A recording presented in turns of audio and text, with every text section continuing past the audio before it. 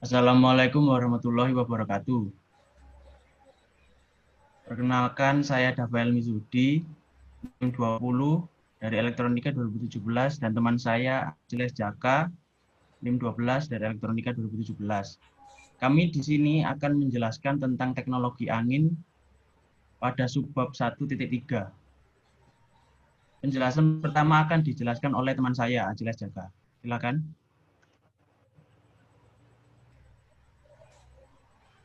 Teknologi angin ini seputar pasti kita mengkonversi energi angin menjadi sesuatu energi yang dapat digunakan. Yaitu yang paling penting dalam teknologi angin yang utama adalah konversi energi angin.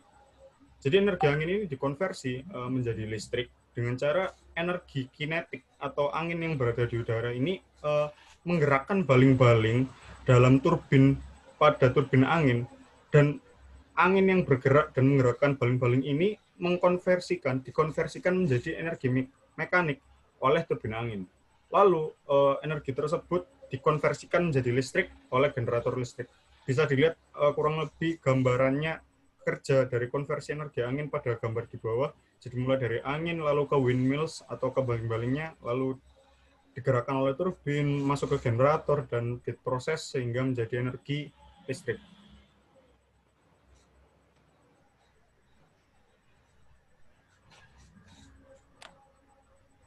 Lalu daya aliran udara di sekitar baling-baling turbin itu dituliskan dengan rumus seperti berikut.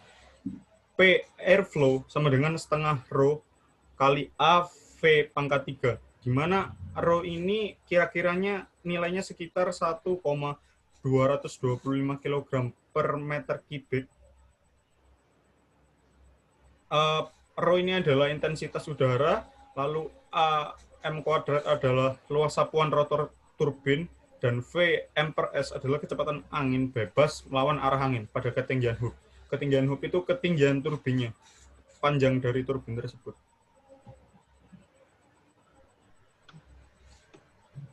Lalu untuk kekuatan daya mekaniknya sendiri dirumuskan sebagai berikut.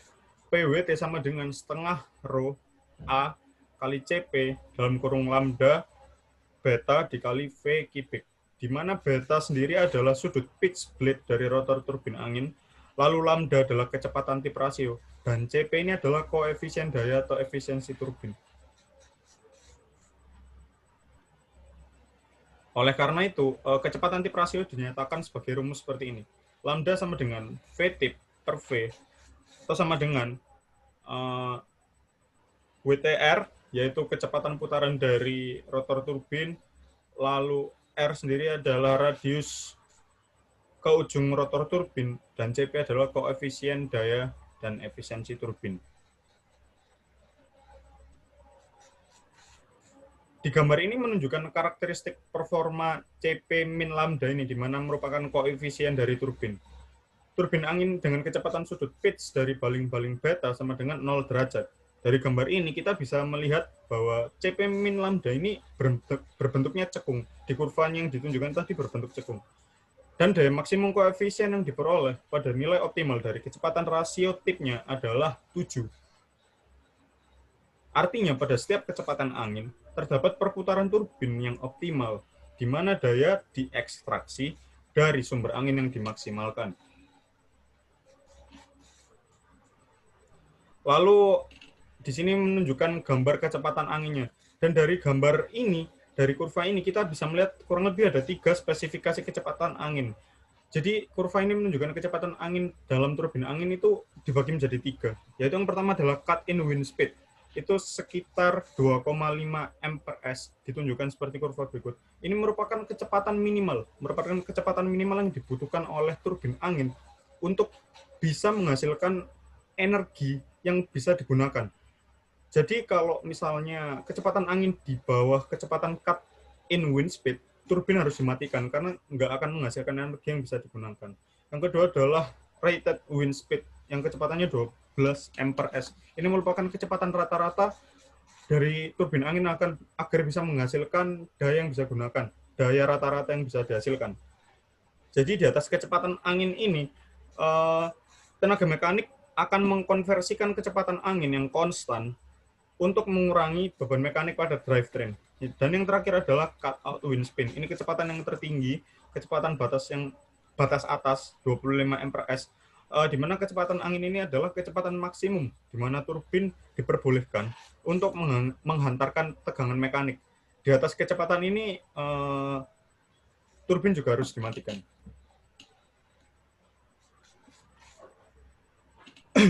Dari kecepatan-kecepatan tersebut, akhirnya cara kerja turbin ini dibagi menjadi dua. Yang pertama adalah turbin angin fixed speed, yang kedua adalah turbin angin variable speed. Di sini saya akan menjelaskan yang turbin angin fixed speed dulu. Ini merupakan gambar tersebut merupakan kurang lebihnya gambaran dari turbin angin fixed speed. Generator fixed speed ini terhubung langsung dengan jaringan listrik, dengan grid. Gearbox yang di tengah itu di antara poros turbin dan poros generator, dan itu bertujuan untuk meningkatkan kecepatan perputaran turbin agar kecepatannya itu optimal untuk generator listrik, agar generator listrik bisa menghasilkan listrik. Karena kecepatannya konstan dan nggak bisa dikontrol, jadi fixed speed ini merupakan turbin yang tidak terkontrol, tidak bisa dikontrol karena kecepatannya konstan. Akhirnya menghasilkan turbulensi kecepatan angin yang tidak dapat disimpan dalam bentuk energi rotasi, sehingga menyebabkan fluktuasi keluaran daya dari turbin dan daya yang buruk. Lalu lanjut ke turbin angin variable speed. Jadi ini merupakan gambaran dari turbin angin variable speed.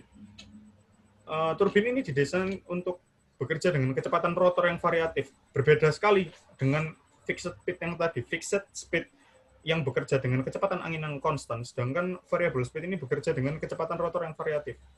Umumnya sih menggunakan blade pitching sebagai pengatur daya keluaran. Kontrol kecepatan dan daya memungkinkan turbin untuk menghasilkan daya keluaran yang lebih besar daripada fixed speed wind turbine. Jelas sekali karena fixed speed tadi tidak bisa dikontrol karena kecepatannya konstan, sedangkan turbin angin variable speed ini kecepatannya variatif sehingga bisa dikontrol. Dan turbin angin jenis ini menggunakan mesin induksi dengan rotor belitan dengan penambahan konverter AC/DC. Dan turbin angin jenis ini menggunakan jenis kontrol yang sama dengan fixed speed wind turbine. Lanjut ke beberapa sistem dalam turbin angin. Yang pertama adalah turbin angin fully rated converter atau turbin angin VRC. Itu merupakan gambaran dari turbin angin VRC.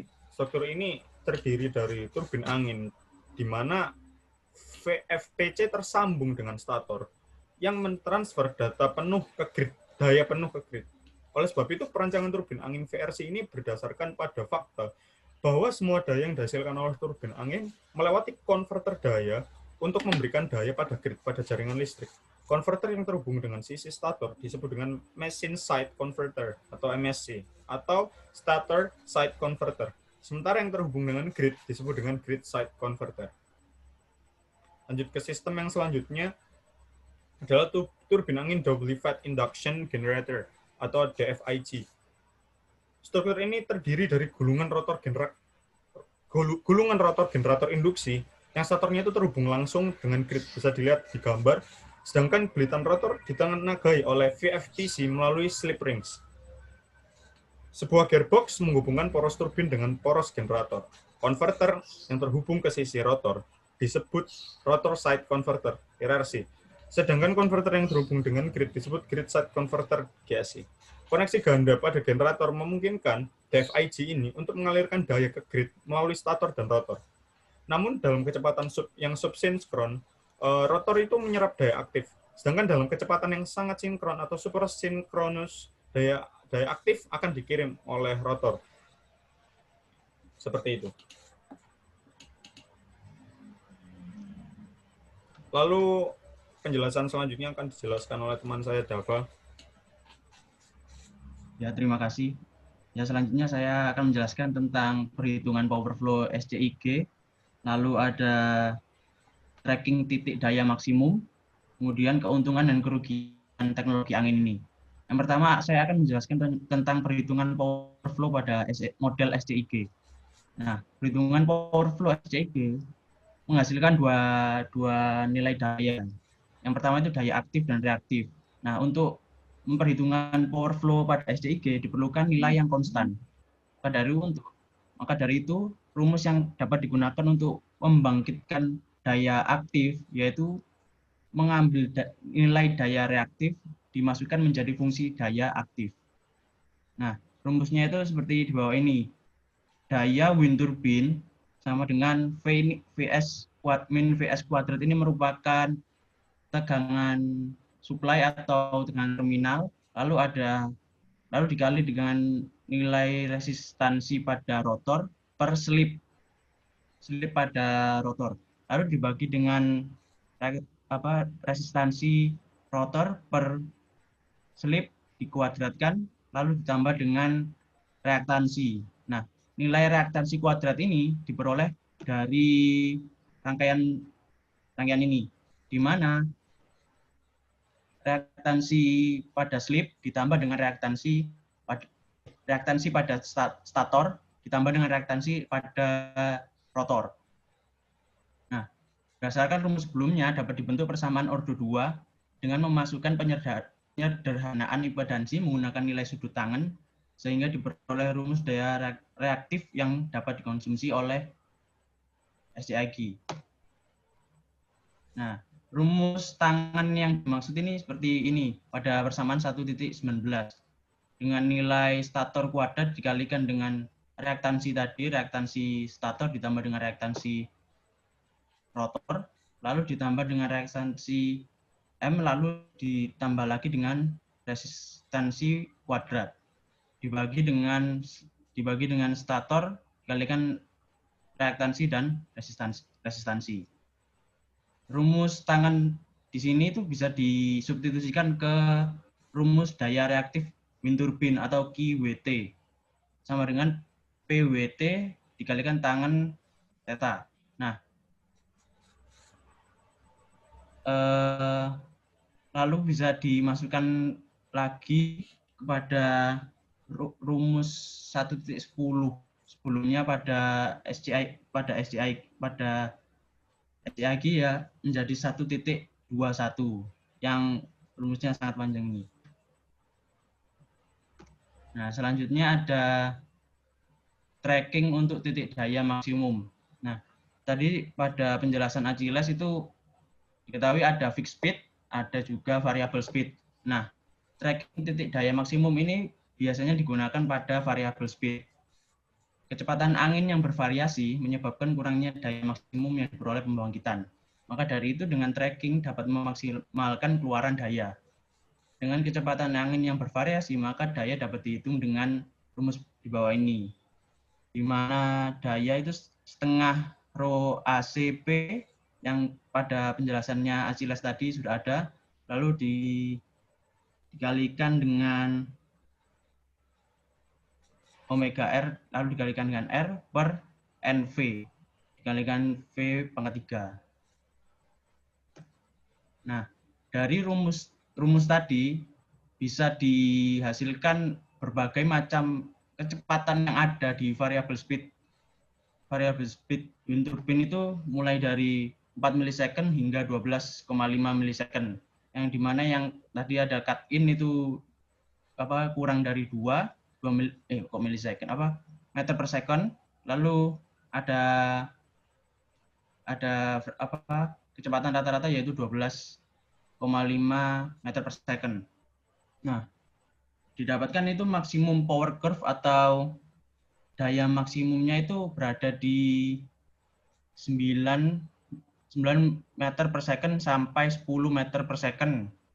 Ini menggunakan variable speed. Kalau untuk menggunakan fixed speed, kita mendapatkan pada 10 meter per second. Nah, untuk mendapatkan titik-titik tadi, itu harus memasukkan perhitungan poros rasio pada gearbox dengan nilai konstan. Maka daya yang dapat diperoleh menggunakan rumus 1.28 ini. Daya optimal sama dengan koefisien optimal dikalikan N pangkat 3 dari rotor. Lalu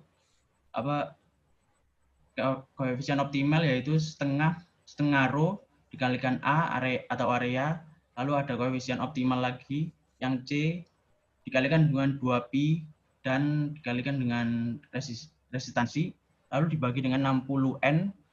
N ini nilai rasio pada gearbox, lalu ada lambda optimalnya dipangkatkan 3. Sehingga titik optimal dengan sudut kincir 0 atau betanya itu 0, yaitu koefisien daya C daya optimal, C P optimal sama dengan 0,427 dengan lambda optimal sama dengan 7. Nah, dari penjelasan tadi itu pada teknologi angin ini terdapat keuntungan dan kerugiannya. Keuntungan yang diperoleh dari teknologi angin itu yang pertama teknologi ramah lingkungan atau bersih, lalu teknologi efisien, lalu ketiga itu modularity, dan yang terakhir lapangan pekerjaan. Teknologi ramah lingkungan ini ya tidak teknologi angin ini tidak seperti pembangkit konvensional yang sudah ada seperti batu bara dan lain-lain kan mengeluarkan polusi udara seperti asap dan lain-lain. Nah, di teknologi angin ini tidak mengeluarkan polusi udara. Lalu teknologi yang efisien. Nah, teknologi yang efisien ini maksudnya apa? Hasil daya keluarannya itu melebihi dari pembangkit lain yang menggunakan energi baru terbarukan seperti solar cell. Di teknologi angin ini bahkan bisa lebih banyak daripada solar cell bila pada luas wilayah yang sama. Lalu ada modularity. Nah, kalau di teknologi pembangkit solar cell itu kita tidak bisa mengganti komponen yang ada di dalam solar cell-nya tersebut. Nah, kalau di teknologi angin, komponennya bisa diganti seperti baling-balingnya, generatornya atau rotornya, semua bisa diganti sesuai dengan keadaan lingkungan di sekitarnya. Yang terakhir itu lapangan pekerjaan. Karena kan teknologi angin ini mempunyai sifat modularity yang tinggi tadi, diperlukan perawatan yang ekstra lah, sehingga banyak dibutuhkan pegawai-pegawai untuk melakukan peremajaan setiap waktu. Nah, selanjutnya ada kerugiannya. Yang pertama efektivitas biaya, yang kedua keandalannya rendah, polusi suara, lalu ada ancaman marga satwa, dampak visual, dan masalah keamanan. Efektivitas biaya ini dipengaruhi oleh lokasi pembangkitannya. Lokasi pembangkitannya teknologi angin ini biasanya berada di gunungan maupun di pesisir. Nah, untuk membuka lahan di pegunungan atau pesisir kan membutuhkan biaya yang mahal, sehingga untuk membalikkan biaya tadi supaya menjadi untung itu agak lama. Lalu keandalan rendah. Nah, keandalan rendah ini itu dikarenakan efek angin itu tidak dapat diprediksi ya. Kecepatannya itu terkadang pelan, terkadang cepat. Nah, jadi itu kurang handal lah untuk di jangka waktu yang lama. Lalu ada polusi suara. Ini juga faktor dari angin sendiri ya. Angin saat mendorong baling-balingnya itu akan mengakibatkan suara yang lumayan keras sehingga terdengar sangat bising gitu di sekitar pembangkitannya. Lalu ada ancaman marga satwa. Nah, ancaman marga satwa ini khususnya biasanya untuk marga satwa yang bisa terbang ya. Nah, berhubung teknologi angin ini berada di atas ya, jadi marga satwa yang bisa terbang ini terkadang bisa beresiko untuk menabrak hingga menyebabkan kerusakan pada wind turbine atau menyebabkan kecelakaan pada marga satwanya sendiri seperti kematian. Lalu kemudian ada dampak visual. Nah, dampak visual ini lebih ke masyarakat sekitarnya. Ya, sebagian orang ada yang suka dengan penampilan pada teknologi angin, tetapi sebagian orang tidak dikarenakan teknologi angin ini memiliki baling-baling yang besar dan tinggi ya. Jadi masyarakat dan konsumen ini terkadang takut apabila terjadi kerusakan seperti bahkan bisa roboh atau saat ada badai tinggi, itu takutlah berada di dekat pembangkit ini. Lalu ada masalah keamanan. Ini juga termasuk dampak visual juga ya sebenarnya. Keamanan yang ada di pembangkitan ini tuh kurang baik kalau terjadi cuaca yang sangat buruk seperti badai, guntur, itu bisa merusak karena pembangkit ini cukup tinggi ya. Jadi bisa merusak lalu bisa roboh atau sebagainya, itu bisa mengancam keamanan pegawai maupun marga satwa juga atau masyarakat sekitar juga. Terima kasih, sekian presentasi dari kami. Bila ada salah kata, mohon maaf. Wassalamualaikum warahmatullahi wabarakatuh.